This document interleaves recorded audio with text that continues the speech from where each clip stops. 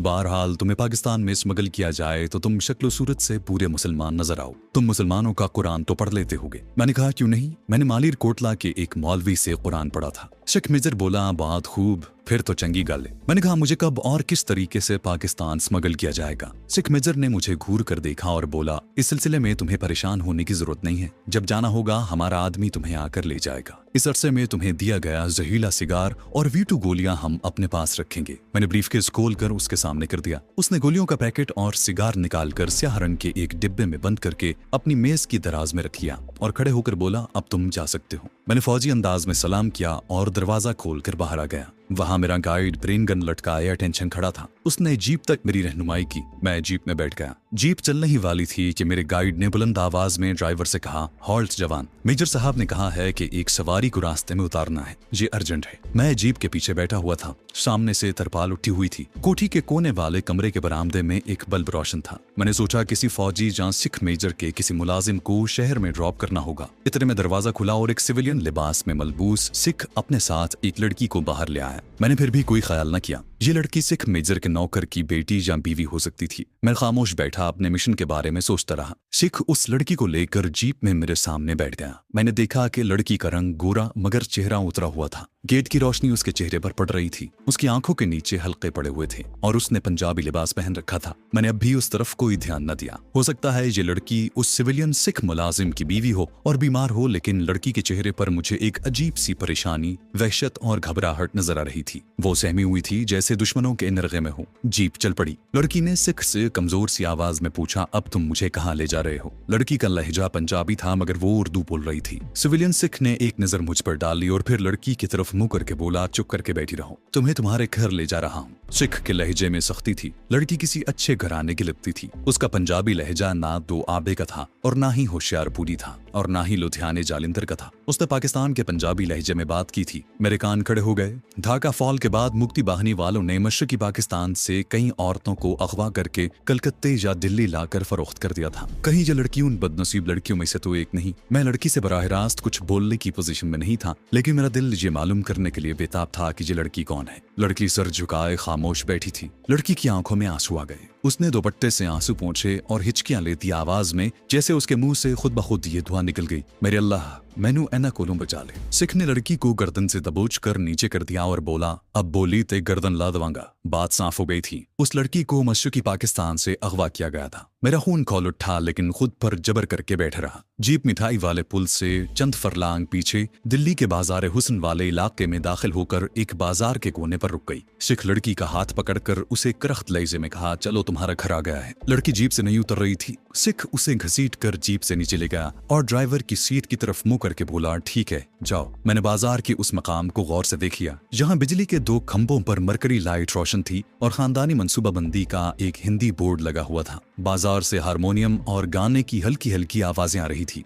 Jeep आगे रवाना हो गई। अब मैं एक एक दुकान और हर इमारत को निशानी बनाकर जहन में महफूज कर रहा था। मिठाई वाले पुल से गुजर कर जीप ने अलीपुर रोड की तरफ रुख कर लिया। जीप मुझे मेरी कोठी में उतार कर वापस चली गई। रात के 11:30 बजे थे। मैंने कपड़े तब्दील किए और लड़की के बारे में सोचने लगा। अब मेरे पास जहरीला सिगार नहीं था। मैंने फैसला किया कि सुबह बाजार में जाकर उस बदनसीब लड़की का सुराख तो लगाया जाए, उसके बाद ही आगे सोचेंगे। फिर मैं सो गया। कहते हैं दानिशमंद दिन के वक्त ही कोठे पर जाता है। मैं दानिशमंदों में से तो नहीं, लेकिन लड़की का खोज लगाने के लिए मुझे दिन के वक्त ही बाजार में जाना था। मुझे मालूम था कि रात को जागने वाली ये कठपुतलियां दिन में देर तक सोती रहती हैं। चुनाचे मैं दोपहर के वक्त अपनी मुहिम पर रवाना हो गया। मेरी जेब में सिगरेटों का एक पैकेट, 2000 रुपए के नोट और एक रुमाल था। देखने में ये एक आम सा रेशमी रुमाल था मगर उसमें एक गिराह पड़ी थी। ये फांसी की गिराह थी। ये भी कमांडो का एक खतरनाक तरीन हथियार होता है। कभी भारत के ठग रेशमी रुमाल से अपने शिकार को पलक झपकने में हलाक कर दिया करते थे। कमांडोज को भी इस रुमाल की खास ट्रेनिंग दी जाती है ताकि अगर उसके पास कोई भी हथियार न हो तो वो सिर्फ रुमाल से अपने दुश्मन को मौत के घाट उतार सके। मैं बाजार के उस कोने पर पहुंच गया जहाँ जीप ने उस लड़की को उतारा था। बिजली के खंभों पर परिवार संबंधी यानी खानदानी मनसूबाबंदी का बोर्ड लगा हुआ था। मैंने टैक्सी छोड़ दी और बाजार में दाखिल हो गया। बाजार सुनसान था। कई दुकानें बंद थी। पनवाड़ियों और चाय वालों की दुकानें अलबत्ता खुली थी। झरोके भी बंद थे। चिलमने गिरी हुई थी। कहीं से गाने की आवाज नहीं आ रही थी। दो औरतें मेरे करीब से गुजर गईं।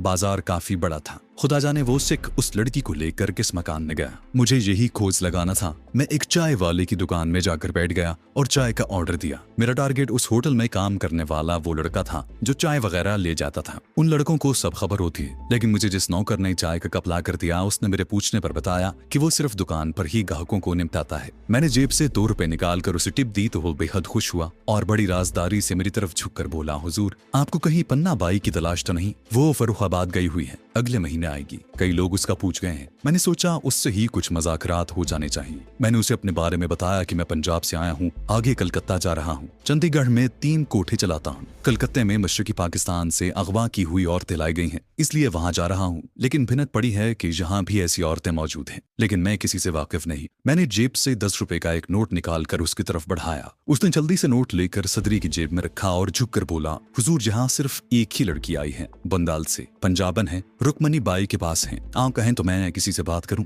मैंने रुकमनी बाई का पता मालूम करने के बाद उससे कहा कि मैं खुद ही उससे बात कर लूंगा और चाय के कप से आखिरी घूंट पीकर बाहर आ गया। रुकमनी बाई नायिका थी और उसका मकान बाजार के कोने पर वाक़ था। 2 मंजिला मकान था। गैलरियों के अंदर खिड़कियों पर चिलमने गिरी हुई थी। एक तंग जीना ऊपर जाता था। मैं तेजी से आगे निकल गया और सीधा चांदनी चौक में आ गया, जहां मैंने मुख्तलिफ दुकानों पर से अपने मतलब की कई चीजें खरीदी। मनकों की मालाएं, कड़े, कानों में डालने वाले मुंदरे, लोहे की एक छड़ी जो आगे से मुड़ी हुई थी। इनके अलावा मैंने गेरुए रंग का खद्दर भी खरीदा। मैं साधु के भेष में रुकमनी बाई के हाथ जाना चाहता था। कोठी में आकर मैंने ये सारा सामान अलमारी में रख दिया। साधु संतों के बारे में मेरी मालूमात काफी वसी थी। मैं उनके हर तबके और धर्म के मुख्तलिफ मकतबा हाय ख्याल से वाकिफ था। मुझे मालूम था कि भारत के सूबा उत्तर प्रदेश में वैष्णु और शिव महाराज की पूजा करने वालों की तादाद बहुत ज्यादा है, जबकि जनूबी हिंद में महावीर के पैरोकारों की अक्सरियत है। महाराष्ट्र में अंबा देवी की पूजा करने वाले ज्यादा हैं और शुमाली हिमाचल प्रदेश में माता शेरावाली की पूजा की जाती है। चुनाचे में शिव जी महाराज के चेले के रूप में रुकमनी बाई के यहाँ जाना चाहता था। मैंने रात की बजाय दिन के वक्त वहाँ जाने को तरजीह दी, क्योंकि उस वक्त रुकमनी बाई को फुर्सत होगी और वो मुझे ज्यादा वक्त दे सकेगी। मैंने नकली दाढ़ी और बालों की विग लगाने का खतरा मोल नहीं लिया, क्योंकि मेरी अपनी छोटी छोटी दाढ़ी थी। अगरचे वो फ्रेंच कट थी, लेकिन मैं उसे अपनी चर्ब जबानी से निभा सकता था। और फिर मॉडर्न साधु लंबी लंबी दाढ़ियों से गुरेज करते हैं, बल्कि अक्सर दाढ़ियां मुड़वा भी देते हैं। रात 9 बजे के बाद मैंने सिख मेजर की फोन कॉल का इंतजार शुरू कर दिया। बलाए नागहानी की तरह किसी भी वक्त नाजिल हो सकता था। 11 बजे रात तक सोते जागते की हालत में रहा, फिर नींद आ गई। अगले रोज मैंने दोपहर का खाना अलीपुर रोड के एक रेस्टोरेंट में खाया। कोठी पर वापस आकर हुलिया बदलना शुरू किया। गेरुए रंग के खद्दर की धोती बांधकर बाकी का पल्लू बुद्ध बख्शुओं की तरह बाकी जिस्म के ऊपर कर लिया। बालों में थोड़ी थोड़ी सी राख डाली, गले में मनकों के हार पहने, कानों में मुद्रा और कलाइयों में कड़े पहन लिए, आंखों में गहरा सुरमा लगा लिया। हल्दी घोलकर शिव जी के भक्तों के अंदाज में माथे पर 3 लकीरें बनाई। धोती में खतरनाक गांठ वाला रेशमी रुमाल उड़स लिया और हाथ में लोहे की छड़ी पकड़कर आईने में अपनी शक्ल देखी। मैं सर से पांव तक साधु बन चुका था। कोठी का दरवाजा मुकफ्फल करके चाबी धोती के ठब्बे रखी और खुदा का नाम लेकर अलीपुर रोड की तरफ रवाना हो गया। कोठियों में से निकलती 1-2 औरतों ने मुझे देखकर सर झुकाकर नमस्कार किया और अदब से परे हट गईं। मैं कल्याण हो सुपुत्री का नारा लगाता आगे बढ़ गया। अलीपुर रोड पर चौराहे में खाली टैक्सी खड़ी थी। ड्राइवर शक्ल ही से लाला लग रहा था। मैंने उसके पास जाकर बायां हाथ फजा में बुलंद करके कहा, बालक, शिव जी के चेले को मिठाई वाले पुल पर पहुंचा दे, तुझे मोक्ष प्राप्त होगा। साथ ही मैंने उलख निरंजन का नारा लगाया। हिंदू टैक्सी ड्राइवर ने फौरन मुझे अपनी टैक्सी में बिठाया और मिठाई वाले पुल की तरफ चल पड़ा। रास्ते में उसने मुझे कई बार अपने घरेलू परेशानियों का हाल सुनाया और प्रार्थना की दरखास्त की। मैं उसे तसल्ली देता रहा। मंजिल पर पहुंचकर मैंने टैक्सी छोड़ दी और बाजार में दाखिल हो गया। उस बाजार में साधु संत और नकली कलंदर किस्म के लोग अक्सर आते रहते थे, जो ज़ईफुल एतकाद औरतों की जहालत का पूरा फायदा उठाते और पेट पूजा करने के अलावा उनसे दक्षिणा भी बटोरते थे। चुनाचे मेरी तरफ किसी ने कोई खास तवज्जो न दी। मैं सीधा रुकमनी बाई के मकान के नीचे जा खड़ा हुआ और लोहे की छड़ी वाला हाथ ऊपर उठाकर संत तुलसीदास का एक दोहा बुलंद आवाज में पढ़ने लगा। कुछ लोग मेरे इर्द गिर्द खड़े हो गए। मैंने दूसरी बार दोहा पढ़ा, मगर ऊपर से किसी ने खिड़की खोलकर नीचे न देखा। मुझे बड़ा गुस्सा आया। मैंने जमीन पर जोर से लोहे की छड़ी मारी और चिल्लाकर कहा, रुक्मणी बाई शिव जी का चेला, गुरु अलख निरंजन, गोरखनाथ का दुलारा, तेरी डूबती नैया को पार लगाने आया है। क्या तू अपने घर के द्वार नहीं खोलेगी? थोड़ी ही देर में खटाक से खिड़की खुली। ऊपर से एक उधेड़ उम्र की गुलाबी साड़ी और खिजाब लगे बालों वाली बदसूरत सी औरत ने नीचे झांका। वहीं से हाथ जोड़कर बोली, गुरुदेव किवाड़ खुले हैं, पधारिए। मैं शाहाना जलाल के साथ कदम बढ़ाता जीना चढ़ने लगा। ऊपर जाकर मालूम हुआ कि रुक्मणी बाई तख्त पर कालीन का टुकड़ा बिछाए सो रही थी। जमीन पर चांदनी का फर्श बिछा हुआ था। एक तरफ उगालदान रखा हुआ था। पानदान तख्त के पाए के साथ पड़ा था। दीवार पर हेमा मालिनी और रेखा की कद्दे आदम तस्वीरें लगी थी। छत से एक फानूस लटक रहा था। एक सूखा मरियल तस्म का तबलची दीवार की तरफ मुंह किए फर्श पर सो रहा था। रुक्मणी ने बड़े अदब से मुझे तख्त पर बिठाया। अपने नौकर की तरफ गुस्सीली निगाहों से देखकर कहा कि इस मूजी को जगाओ। नौकर ने तवलची को ठोकर मारकर जगा दिया। वो बेचारा हड़बड़ा कर उठा और मेरी सूरत देखकर हाथ जोड़ता हुआ दूसरे कमरे में चला गया। मैंने साधु महात्माओं की तरह हाथ बुलंद करके कहा, रुक्मणी बाई गौर से ये शब्द सुन। जहां बाज बासा करे पंछी रहे न कोई, प्रेम बहाव पर काशिया सब कुछ गया भगोए। मैंने हिंदी, संस्कृत और प्राकृति के ऐसे ऐसे लफ्ज निकालकर बोले कि रुक्मणी बाई पर जबरदस्त रोब बैठ गया। उसने मेरे लिए दूध, फल और चाय मंगवाई। मैंने उन सब चीजों को हाथ लगाकर कहा, इसे मेरी तरफ से दान कर देना। मैंने उस अय्यार नायिका को बहुत जल्द अपने धाम में जकड़ लिया। अब मैं अपने मतलब की तरफ आना चाहता था, यानी ये मालूम करना चाहता था कि जिस पाकिस्तानी लड़की के खोज में मैं वहां आया था वो कहाँ है। रुक्मणी का हाथ देखकर उसे कहा कि वो किस्मत की धनी है, उसके पास गैब से कोई खजाना आ गया है, मगर उसके और खजाने के दरमियान एक दीवार खड़ी है जिसको गिराना उसके बस में नहीं है। नायिका ने फौरन मेरे पांव पर सर रख दिया और बोली, महाराज आपको दिल का हाल मालूम है, अब आपसे क्या छुपा सकती हूँ। मैं समझ गया कि वो किसकी बात कर रही थी। मैंने आंखें बंद कर ली और हिंदी, संस्कृत मिली उर्दू जबान में नायिका को समझाया कि ये लड़की उसके लिए लक्ष्मी साबित होगी। वो उसके लिए जर्रो जवाहिर के ढेर लगा देगी। बड़े बड़े नवाब, जागीरदार और कारखानादार उसका गाना सुनने आया करेंगे। मगर साथ ही मैंने इस अमर का भी ऐलान कर दिया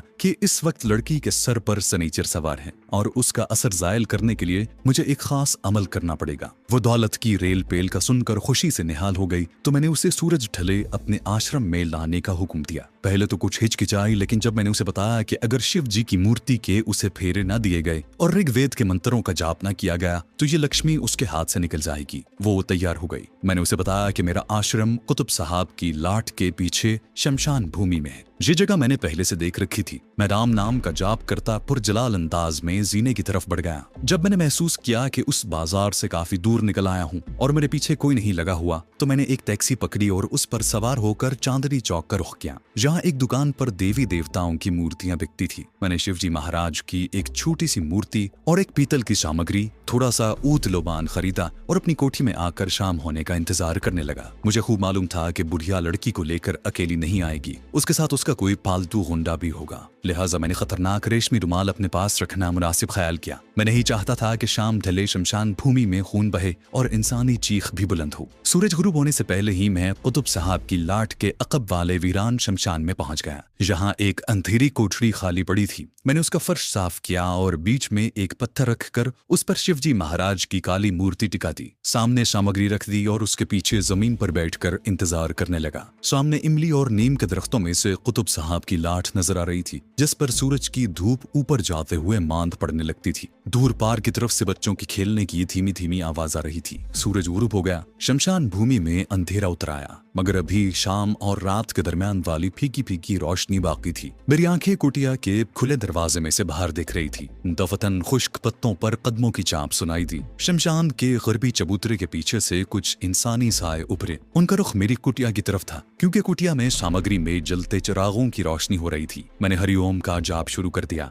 थोड़ी देर में 4 इंसानी साए बाहर आकर खड़े हो गए। मैंने उन्हें पहचान लिया। इनमें नायिका, मगविया लड़की और 2 गुंडे थे, जिनमें से एक पहलवान टाइप आदमी था। उसने हाथ में एक थैला पकड़ रखा था। नायिका ने झुककर प्रणाम किया और कोठरी में दाखिल होकर बोली, महाराज दासी हाजिर हैं। उसने लड़की को खींचकर आगे करते हुए कहा, महाराज के कदम छू। लड़की गहरे रंग की सादा सी साड़ी में मलबूस थी। उसने हाथ जोड़े, जरा सा सर झुकाकर मुझे सलाम किया। लड़की डरी हुई थी। कुछ शमशान भूमि का माहौल भी डरावना था। वो खामोशी से मेरे सामने जमीन पर साड़ी समेत बैठ गई। मैंने गोशाए चश्म से देखा कि दोनों गुंडे दरवाजे की दोनों जानिब मुस्तैद खड़े गोया पहरा दे रहे थे। बुढ़िया ने पहलवान से थैला लिया, उसमें से कुछ फ्रूट निकाल कर मेरे आगे रख दिए। महाराज ये कबूल करें। मैंने फल की तरफ कोई ध्यान न दिया। आंखें बंद करके एक नारा लगाया और फिर आंखें खोल दी और बुढ़िया से कहा कि बालका, इस कन्या को यहाँ छोड़कर बाहर चली जा। जब हम आवाज दें अंदर आकर इसे ले जाना। जा बाहर शमशान भूमि में हमारी कुटिया से 10 कदम की दूरी पर जाकर बैठ जा। वो हाथ जोड़कर उठी और कुटिया से निकल गई।